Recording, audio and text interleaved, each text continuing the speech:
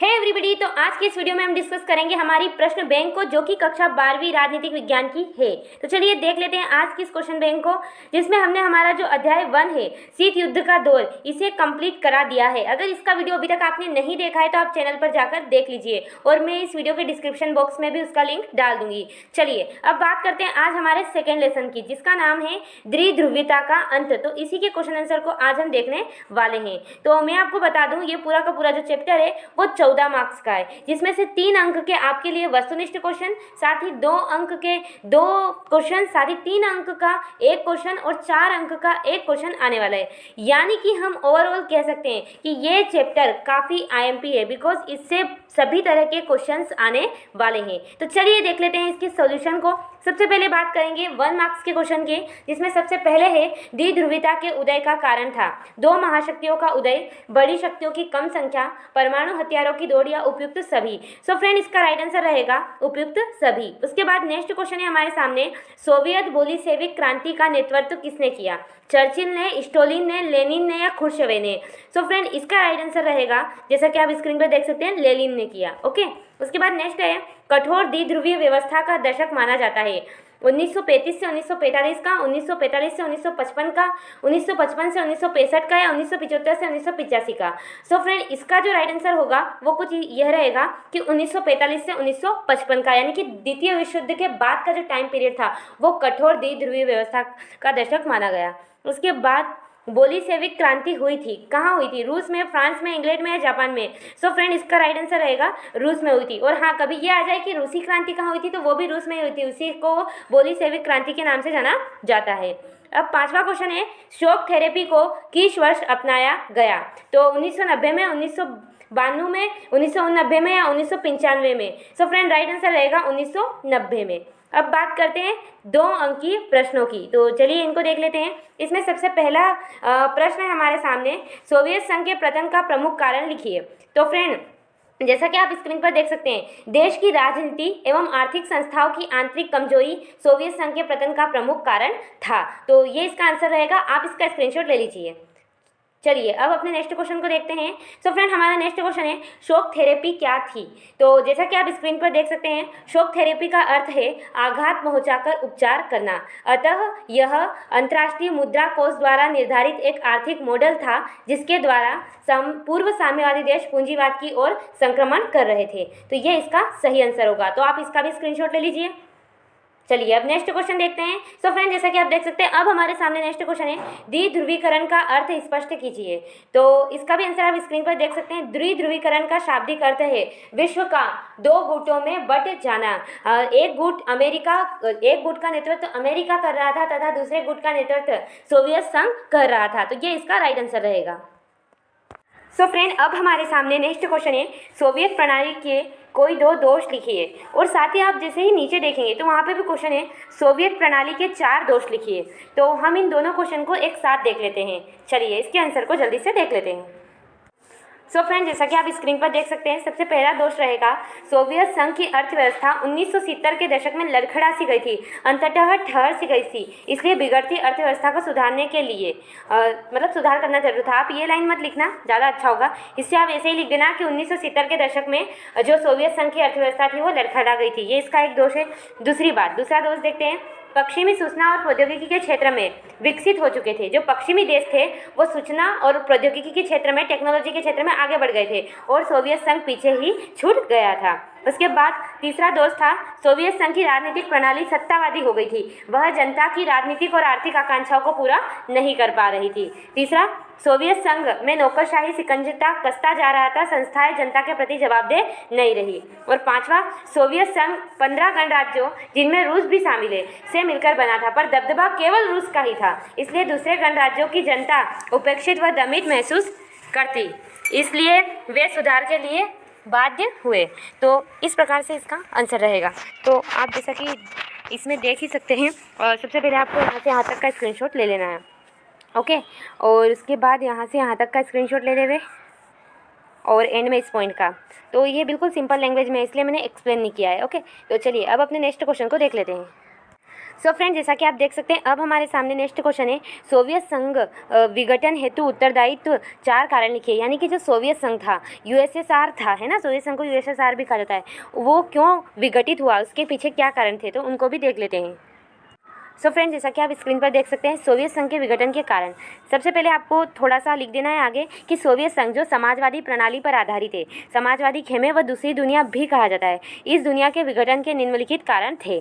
पहला कारण था कमजोर संस्थाएं, यानी कि सोवियत संघ की जो राजनीतिक व आर्थिक संस्थाएं थी वो अंदरूनी रूप से कमजोर हो गई थी और जनता के प्रति जवाबदेह नहीं रही थी, जो उनके पतन का कारण बना। तो पहली बात तो ये कि वहाँ पे जो भी राजनीतिक और सामाजिक या जो भी संस्थाएं थी वो जनता की बातों को नहीं समझ पा रही थी।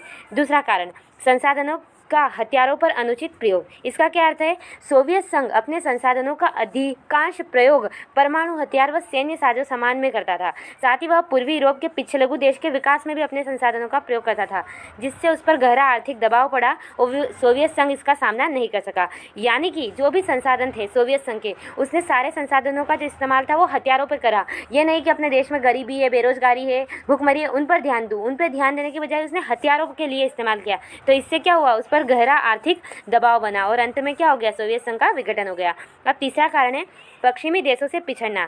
सोवियत संघ स्वयं को पूंजीवाद से बेहतर बताता था, परंतु वहाँ की जनता की जानकारी बढ़ी और जनता ने पश्चिमी देश व सोवियत संघ के बीच मौजूद अंतर को भांप लिया। सोवियत संघ पिछड़ चुका था, जिससे जनता को राजनीतिक व मनोवैज्ञानिक तौर पर धक्का लगा। यानी कि सोवियत संघ जो था पश्चिमी देश मतलब अमेरिका और ये पश्चिम के इलाके के जो देश थे, उनसे कहीं ना कहीं सोवियत संघ पीछे छूट गया था। तो ये भी उसके सोवियत विघटन का कारण बना। उसके बाद सो फ्रेंड, हमारा अगला कारण रहेगा गोबाचेव की नीतियाँ। गोबाचेव कौन थे, पहले तो ये समझ लीजिए। तो जो सोवियत संघ थे वहाँ के एक प्रमुख नेता थे तो उन्होंने क्या कुछ नीतियाँ ऐसी चलाई कि सोवियत संघ का सुधार हो जाए, परंतु वो जो नीतियाँ चलाई उनसे सुधार होना तो दूर, उल्टा स्थिति बिगड़ गई। तो चलिए क्या किया उन्होंने, इसको अच्छे से अपनी जो पोल साइंस है उसकी लैंग्वेज में पढ़ लेते हैं। तो गोबाचेव ने सोवियत संघ की स्थिति को देखते हुए राजनीतिक व आर्थिक तथा लोकतांत्रिक सुधार लागू किए, जिससे व्यवस्था को ढील दी गई। तो जनता की आकांक्षाओं का ऐसा ज्वार उमड़ा कि उस पर काबू पाना एक अर्थ में असंभव हो गया। यानी कि जब सोवियत संघ की जो व्यवस्था थी वो बिगड़ चुकी थी, तो उस टाइम पे गोबाचेव जी जो वहाँ के नेता थे उन्होंने कुछ सुधारने के लिए नीतियाँ लगाई। अब जैसे ही नीतियाँ लगाई तो जनता को ढील मिल गई और जनता में ऐसा और सुधार करो इसकी इतना भाव उत्पन्न हुआ कि फिर एक अर्थ में उस पर हम काबू नहीं पा सके। और ये रहेगा फोर्थ कारण। तो ऐसे तो हमें 4 ही कारण पूछे, परंतु हम 5 दे देंगे ताकि अच्छा रहे, पूरे मार्क्स मिल जाए। तो 5वां कारण है राष्ट्रीयता की भावना का उभार। सोवियत संघ के मुख्य गणराज्यों रूस, यूक्रेन, बोलिगटन, जॉर्जिया जैसे गणराज्यों में राष्ट्रीयता की भावना का उभार हुआ तथा संप्रभुत्वता की इच्छा जागृत हुई, जो सोवियत संघ के विघटन का अंतिम व तात्कालिक कारण बना। यानी कि जो कि वहाँ के देश थे उनमें अपना स्वतंत्र अस्तित्व बनाए रखने की भावना उत्पन्न हुई, जिससे भी सोवियत संघ का विघटन हो गया। तो कुछ इस प्रकार से इसका आंसर रहेगा। आप स्क्रीनशॉट ले लीजिए। सबसे पहले आप यहाँ से यहाँ तक स्क्रीनशॉट ले लीजिए एक पॉइंट का, और ऊपर से थोड़ी सी जो भूमिका या फिर इंट्रो लिखा है उसका। उसके बाद इस पॉइंट का अच्छे से स्क्रीनशॉट ले लीजिए, और उसके बाद इस पॉइंट का, ये पूरा पॉइंट आ गया है, ओके। और उसके बाद इस एक पॉइंट का, और फिर इस एक पॉइंट का। सो आई होप आपने स्क्रीनशॉट ले लिया होगा। चलिए अपने नेक्स्ट क्वेश्चन को देख लेते हैं। सो फ्रेंड, जैसा कि आप देख सकते हैं अब हमारे सामने नेक्स्ट क्वेश्चन है, सोवियत प्रणाली क्या थी, समझाइए। यानी कि हम इतनी देर के जो यूएसएसआर के बारे में पढ़ रहे थे वो वास्तव में कैसी संस्था थी या कैसा उसकी प्रणाली थी, उसको देखेंगे। तो चलिए इसके आंसर को भी जल्दी से वॉच कर लेते हैं। सो जैसा कि आप स्क्रीन पर देख सकते हैं, सोवियत प्रणाली, सोवियत गणराज्य, यूएसएसआर रूस में हुई 1917 की क्रांति के बाद अस्तित्व में आया था। यानी कि ये जो सिस्टम था ये पूरा 1917 के बाद में अस्तित्व में आया था, जो कि हमने ऊपर पढ़ा बोली सेविक क्रांति, उसी को रूसी क्रांति कहते हैं। यह क्रांति समाजवाद व साम्यवादों के आदर्शों से प्रेरित थी व पूंजीवाद के विरोध में थी। इसकी धुरी कम्युनिस्ट पार्टी थी। इसमें किसी भी राजनीतिक दल के लिए स्थान नहीं था। इसमें अर्थव्यवस्था योजनाबद्ध व सरकार के नियंत्रण में थी। इसे ही सोवियत प्रणाली कहा जाता है। तो ये इसका आंसर रहेगा। तो आप इसका स्क्रीनशॉट ले लेना, पर मैं आपको थोड़ा सा एक्सप्लेन कर देती हूँ। देखो, पहली बात तो ये कि ये जो पूरा सिस्टम था ये 1917 में रूसी क्रांति के बाद अस्तित्व में आया था। दूसरी बात ये कि ये जो था ना, ये समाजवाद को मानता था। अब समाजवाद क्या है, तो इसको समझने के लिए आपको पूंजीवाद को भी समझना पड़ेगा। तो पूंजीवाद और समाजवाद क्या है, तो अगर मैं एक उदाहरण के द्वारा समझाऊँ तो इस तरीके से समझो कि पूंजीवाद ये कहता है कि अगर आपने 2 रुपये का काम किया है तो आपको 2 रुपये मिलेंगे, और समाजवाद ये कहता है कि भले आपने 2 रुपये का काम किया कि नहीं किया, पर परंतु अगर आपको 2 रुपये की ज़रूरत है तो आपको 2 रुपये मिलेंगे। अब आप समझ जाइए, समाजवाद जो होता है वो कल्याण को देखता है ना, और जो पूंजीवाद होता है वो लाभ को देखता है। और अगर उदाहरण के दूँ तो जो लाभ वाली कंट्री है वो हमारी अमेरिका है, और समाजवाद वाली जो कंट्री है, ऐसे अब तो कोई भी देश पूरी तरह समाजवादी देश नहीं रहा है, जैसे कि भारत है तो वो मिश्रित हो चुका है। इसी तरह चाइना भी एक टाइम पर पूरी तरह से समाजवादी देश था। ओके, तो आई होप आप समझ गए होंगे समाजवाद और पूंजीवाद क्या है। तो ये जो प्रणाली थी ये समाजवाद पर आधारित थी, और इसमें कोई भी राजनीतिक दल नहीं था। जैसे कि भारत में बहुत सारी पार्टियां हैं, ऐसी यहाँ पर कोई भी राजनीतिक पार्टियां नहीं थी, केवल एक पार्टी थी, और वो कौन सी थी? वो थी कम्युनिस्ट पार्टी, उसी का वर्चस्व था, है ना। और जो सारी की सारी अर्थव्यवस्था थी वो सरकार के नियंत्रण में थी। अब भारत में क्या है, सरकार के नियंत्रण में कुछ चीज़ें और कुछ चीज़ें बाजार के नियंत्रण में है। ओके, तो ये इसका आंसर रहेगा। आई होप आप समझ गए होंगे। आप पहले इसका स्क्रीनशॉट ले लीजिए यहाँ से यहाँ तक। चलिए अब अपने नेक्स्ट क्वेश्चन को देख लेते हैं। जैसा कि फ्रेंड आप देख सकते हैं, अब हमारे सामने नेक्स्ट क्वेश्चन है, शॉक थेरेपी के किन्हीं 4 परिणामों को लिखिए। तो चलिए इसके आंसर को भी देख लेते हैं।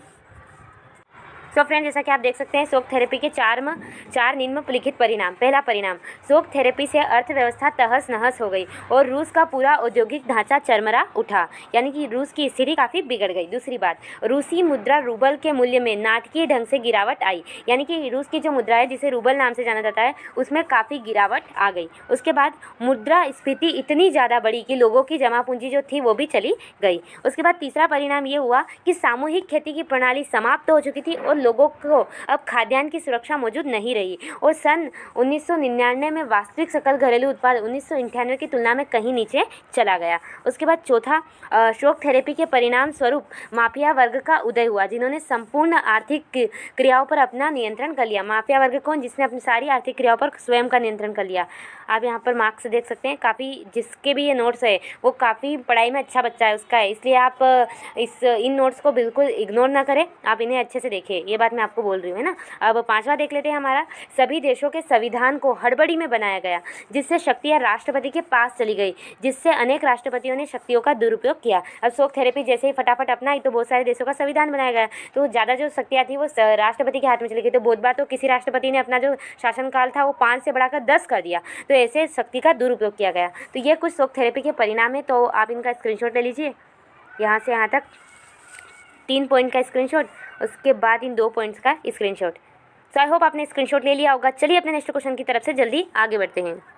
फ्रेंड अब आप देख सकते हैं हम आ चुके हैं हमारे 4 अंक के प्रश्न में, जिसमें सबसे पहला प्रश्न है, भारत रूस के आपसी संबंधों से भारत किस प्रकार लाभान्वित हुआ, यानी कि भारत और रूस के जो आपसी संबंध थे उससे भारत को क्या फ़ायदा हुआ, उसको हम देखने वाले हैं। तो चलिए इसके आंसर को देख लेते हैं। फ्रेंड जैसा कि आप स्क्रीन पर देख सकते हैं, भारत और रूस के संबंध काफ़ी मजबूत है।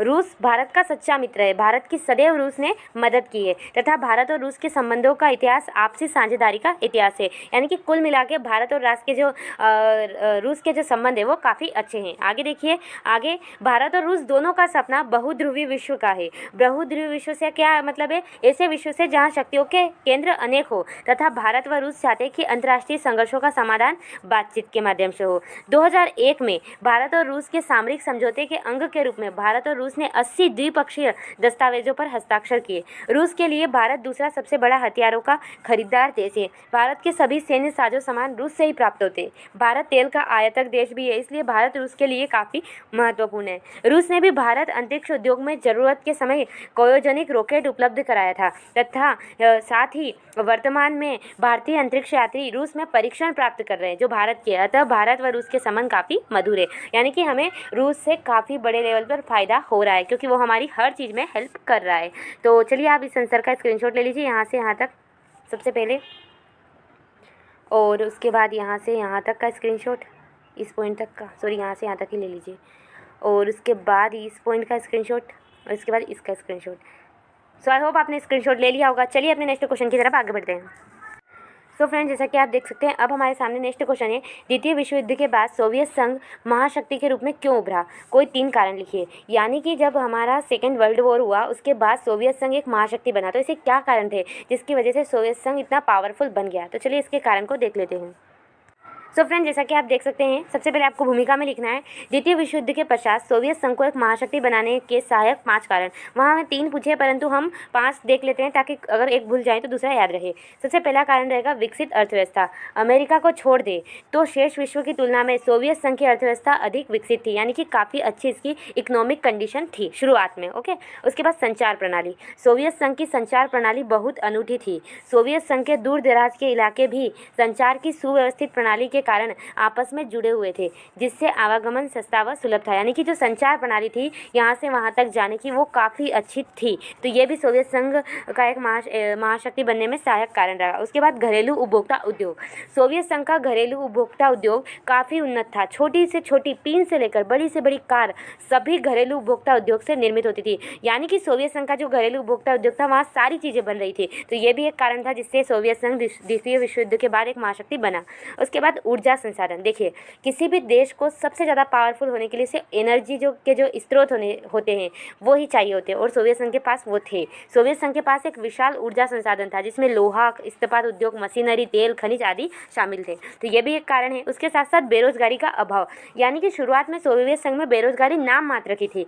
सरकार ने सभी मूलभूत सुविधा, स्वास्थ्य, शिक्षा, आवास रियायती मूल्यों पर उपलब्ध कराई थी। जैसा कि मैंने आपको पहले ही बताया था, सोवियत संघ में क्या था, अगर आप काम करो नहीं करो, अगर आपको 2 रुपये की ज़रूरत है तो आपको 2 रुपये मिलेंगे। तो इससे क्या हुई, सरकार ने सारी चीज़ें लोगों को उपलब्ध करा दी, तो उससे बेरोजगारी नहीं रही।